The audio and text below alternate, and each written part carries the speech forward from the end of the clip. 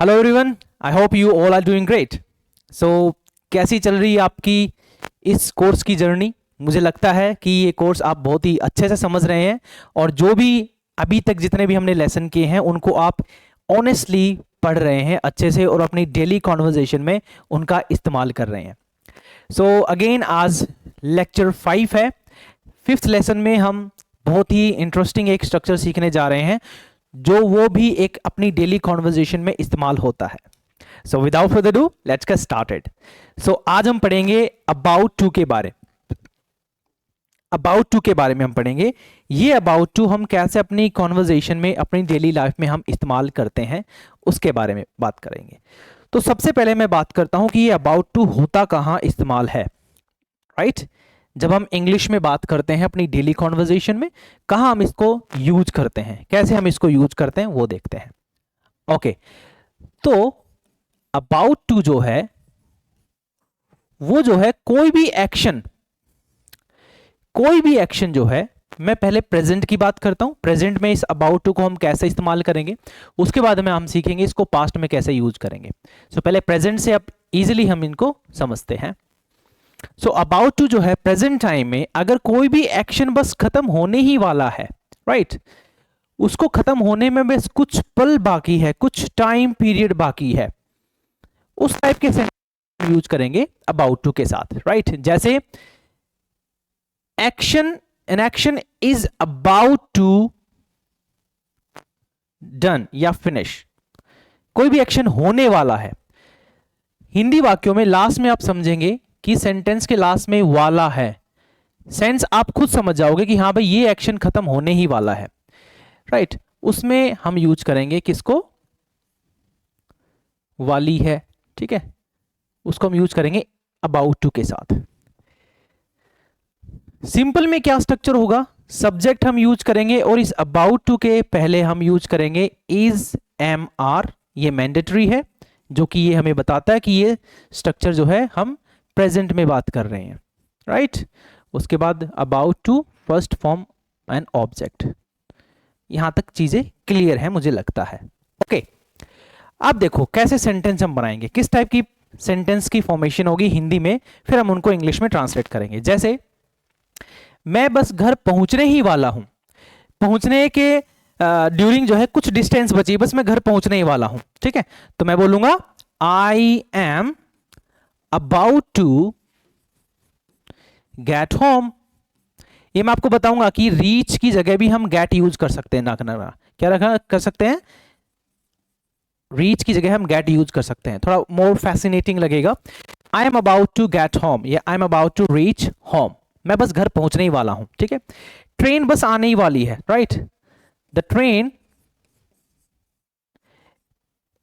Is about to arrive. The train is about to arrive. बस train आने ही वाली है, उसको आने में बस कुछ ही वक्त बाकी है। तो कोई एक्शन बस होने ही वाला है, उस केस में हम यूज करेंगे अबाउट टू का। The train is about to arrive, बस आने ही वाली है। और अगर मैं बोलूं कि ट्रेन बस जाने वाली है, तो उसके केस में होगा the train is about to depart. Depart का मतलब होता है प्रस्थान करना, DEPART। The train is about to depart. This is how we can make the sentence with the help of about to.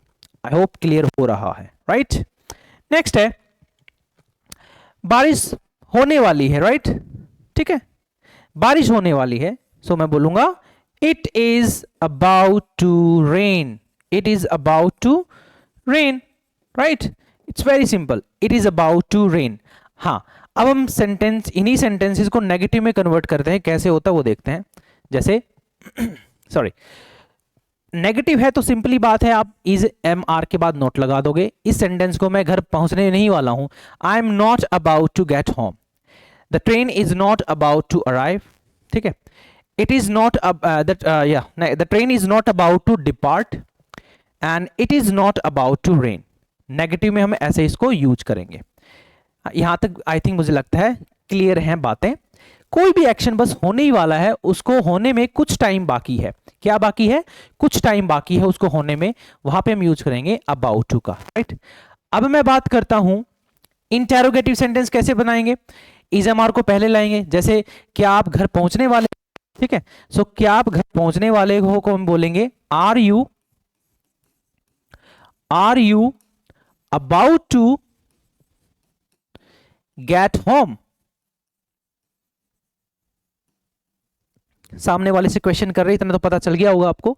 Are you about to get home, right? Are you about to get home? Yes I am about to get home. Yes, हाँ मैं पहुंचने ही वाला हूं।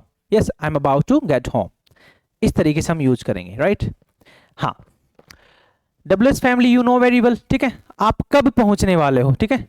आप घर जो है कब पहुंचने वाले हो, तो मैं कब के लिए बोलूंगा when are you about to get home.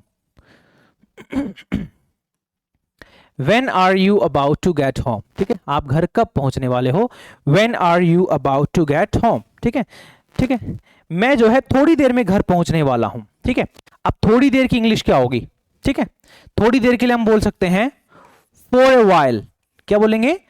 for a while, for a while, ठीक है। थोड़ी देर में for a while, थोड़ी देर में हम बोलेंगे for a while, थोड़ी देर में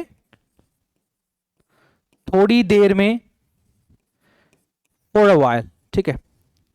sorry I am really sorry, ये गलत हो गया। इन अ while, थोड़ी देर में इन a while, I am sorry, गलती हो जाती है। इन a while, for a while तो होता है थोड़ी देर के लिए, इन अ while होगा यहाँ पे।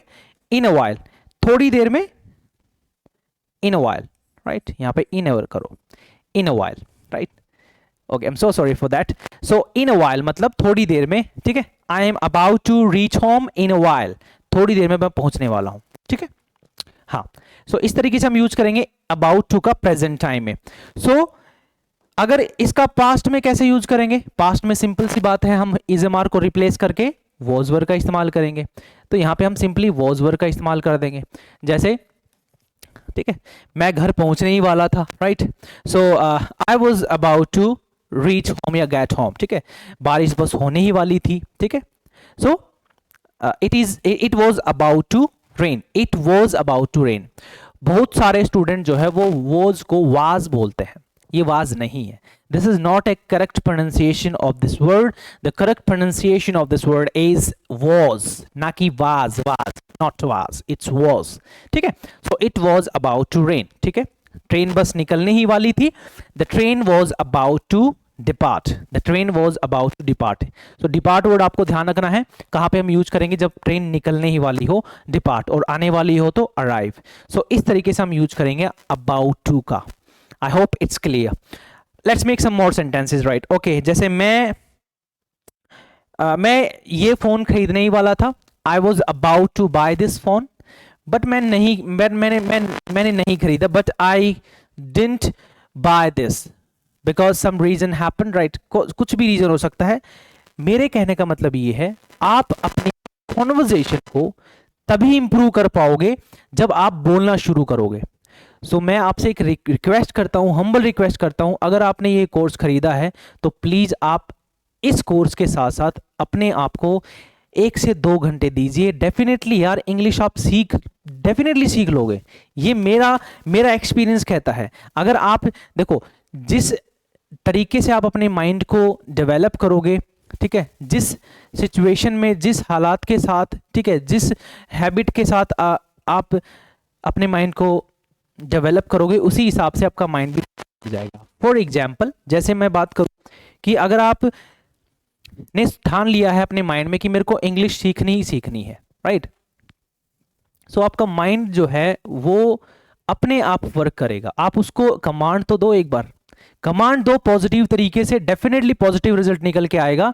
ऐसा नहीं है कि जैसे मान लो कुछ बहुत सारे ऐसे स्टूडेंट होते हैं जिनको पता नहीं करना क्या अपनी लाइफ में, जो करना शुरू तो कर देते लेकिन कैसे करना है ये नहीं उनको पता। तो मेरे कहने का मतलब ये है, जो भी आपने डिसाइड किया है करने का अपनी लाइफ में, whatever you have decided to do to get the pinnacle of success in your life, you have to do it. आप ही को ही करना है, और कोई नहीं करेगा। आपका ड्रीम है, आपका रेजोल्यूशन है, ये आपको ही करना है, कोई और दूसरा नहीं आएगा। सेकंड पर्सन बस आपको या तो मोटिवेट कर सकता है या फिर वो डीमोटिवेट कर सकता है कि हाँ ये ड्रीम आप हासिल कर लोगे, मुझे यकीन नहीं है, ठीक है। तो यही बात है, मेरे कहने का मतलब ये है कि अगर आपने कोर्स लिया है, परचेज किया है, तो प्लीज आप इसको पॉजिटिव तरीके से यूज करें, ठीक है। और डेफिनेटली जिस तरीके से मैंने इस कोर्स को डिजाइन किया है, डेफिनेटली रिजल्ट निकल के आएगा। बहुत बेसिक से, जिसको इंग्लिश का ई भी नहीं पता होगा ना, वो भी इस कोर्स को जब शुरू करेगा पढ़ना, वो भी अच्छे से इंग्लिश बोलने लग जाएगा। ये मेरा एक्सपीरियंस कहता है, राइट। सो प्लीज चीज़ों को करो यार, स्टार्ट करो, शुरू करो। स्टार्टिंग में आपकी जो स्पीड है वो बहुत धीमी होनी चाहिए, और वो एक्चुअल में होनी भी चाहिए, राइट। एक दिन में कुछ नहीं कर सकते हम। एक दिन में अगर आपने सोचा है कि एक दिन में इंग्लिश में सीख लूँ, तो ऐसा कुछ नहीं है। हमने भी कभी एक दिन में इंग्लिश नहीं सीखी थी, हमने भी दिन रात इंग्लिश के बारे में सोचा है। हमारे माइंड में, मेरे माइंड में तो सच बताऊं, मेरे माइंड में तो इंग्लिश घूमती घूमती रहती थी।